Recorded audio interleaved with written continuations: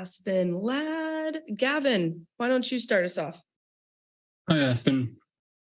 So in your last fight, obviously it didn't go as planned. Was there anything that surprised you coming to the PFL? Anything that surprised me in that fight or surprised me in general with the PFL?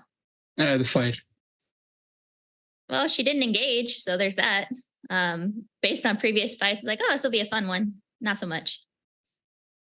Okay, and since obviously now you're going to probably need a finish to make the playoffs, have you made any changes to your training? Definitely in the fact that the training itself, not so much. We train regardless, but in the approach, because I've tended to be a slow starter, can't do that. You got one opportunity to get it done, and we're treating this more like a 5-minute fight. Okay, thanks for your time. Good luck. Thank you.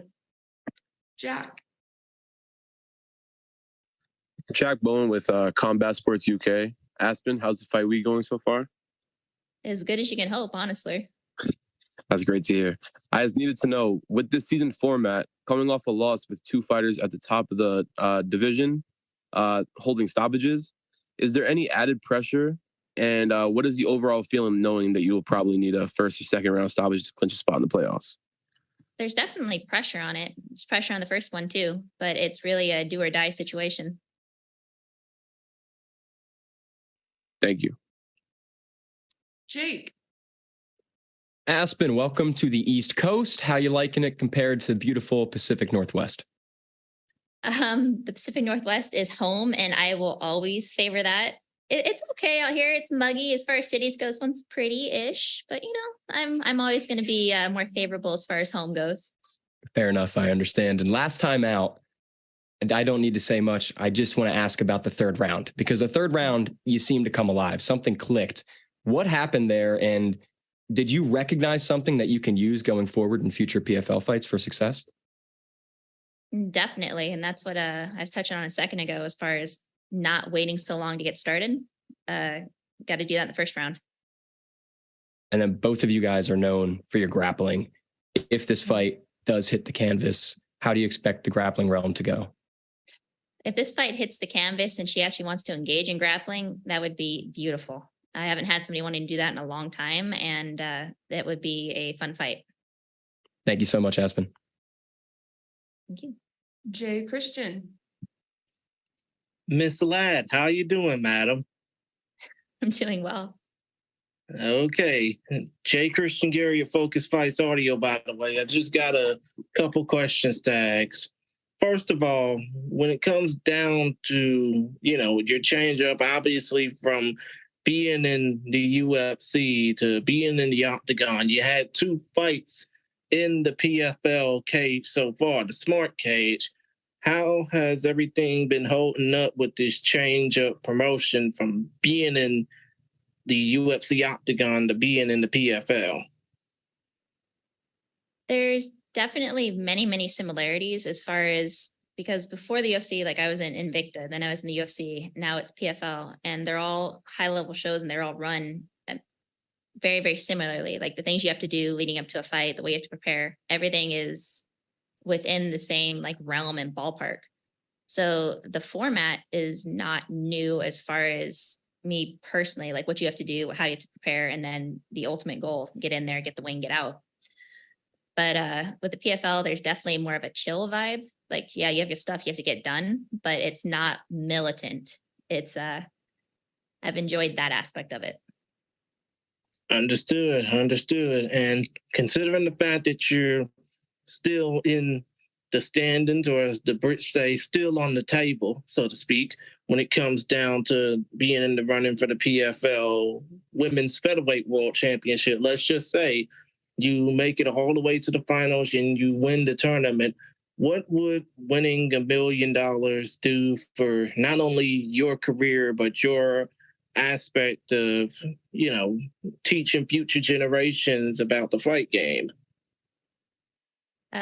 Honestly, right now, the generations that I'm concerned about are my own siblings coming up, and I will continue to do everything I can as far as they go. And personally, winning that, I don't know what other people say, but I see it as paying off my house, becoming very comfortable in that way. But I'm fine. So yeah, I don't know. And if Carolina Sobek was hearing this right now, figuring out what are all these people saying in English when she can only say stuff in Polish, what would you say to her right now in order to get her hyped for the fight? I truly hope you actually want to fight, Carolina. That's about it. Like, two people that actually want to go in there and put on a show is how you have a good fight. It's really rough when that's not the case with both parties. Understood. Well, other than that, Aspen, best of skill on Friday. We hope you do well. Thank you. No problem. Anik. Aspen, Anik Subramanian, Fightbook MMA. I have one quick question for you. If you had one dream fight in mixed martial arts, who would it be and why? Oh man, there's a lot. There's so many. One of them just retired, so that doesn't count anymore. Ooh. Now I'm trying to think about it. We got the current queen here, which that fight is likely to happen not too long. Harrison would be fun. I would like to fight Kayla Harrison. Awesome. Thank you so much, and excited to see you compete on Friday. Thank you. Marty. Hey, Aspen. Aspen, Hi. you've had such a decorated career, and you're still only very young. We know that you're a finisher, whether it be by KO or submission. How would you get back to getting those fights stopped? What do you need to do, or what have you done to be able to do that? I got to get back to my vicious younger self. Yeah. And there's other things too, where it's like a little bit harder to finish with the lack of elbows. Honestly, I think I'm going to have to turn more back towards submissions, that kind of thing. But really focusing on just the aspect of wanting to get in and get out as soon as possible and through the other person, as opposed to waiting out, seeing a little bit too much analyzing going on. Thanks. And we know when you're home, you're in the mountains. What is it specifically about the area that you like? Is it the solitude? Is it the weather? What's it like in your personal life? Oh man, so I tend to be a little bit introverted, and I've always been that way. And I grew up in the mountains. My grandpa took me out all the time, and I was basically the only one growing up that didn't want to escape it. I love the solitude. I love being away from people and at elevation and seeing all these beautiful things where I don't have to worry about anything at all, as far as human interactions or my job or anything like that. I just get out and go. So for me, it's the peace and balance side of what I do professionally. That's how I go and detox from this. And then I come back and I do better when I'm here. Brilliant. Thanks a lot, Aspen. All the best. Thank you. All right, Mills, finish us off. Hey, how's it going? Aspen MMA Locker Room, part of Pub Sports Radio. It's going good. Good. I hear a lot of the things you're saying in this media day, and it seems like, you're coming to fight. You're definitely coming to fight. Seems like sometimes, you need two opponents to entertain and, to dance.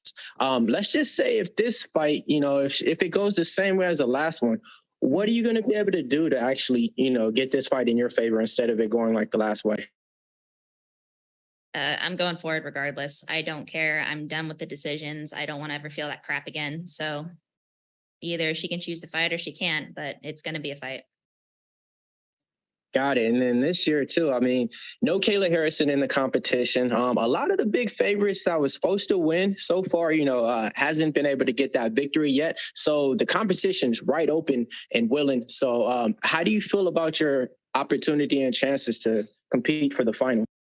I think based on this previous seasons, there's some different rules nowadays, but I looked it up and things. I think there's still plenty of opportunity point wise.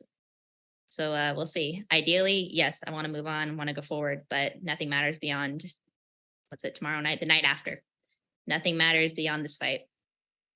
Got it. And then a lot of times I see you training, you got pictures with your dog. Are you bringing your dog with you to the fight to, bring out the dog? Oh gosh, I got 3 of them, and it would be a little bit rough because Kyla would try to eat people, and the girls would be or one of them, the newer one, would be so excited that she just loved everybody to death. So they are being babysat by their grandma right now. Got it. No worries. Love to see you fight this week, and best of spirits. Cool. Thank you.